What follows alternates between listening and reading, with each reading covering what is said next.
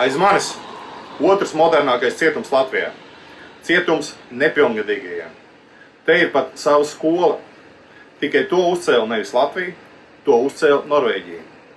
6 no 9 mūsu cietuma ēkām ir vecākas par 100 gadiem.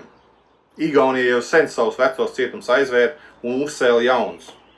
Bet mēs joprojām gaidām, kad kāds samaksās naudu mūsu vietā. Mums stāsta, ka tā ir reforma. Patiesībā tā ir bezatbildība. Igaunijā par cietums sistēmu atbild konkrēti cilvēki, kur pieņem lēmums un uzceļ jauns, moderns cietums vecu krāmu vietā.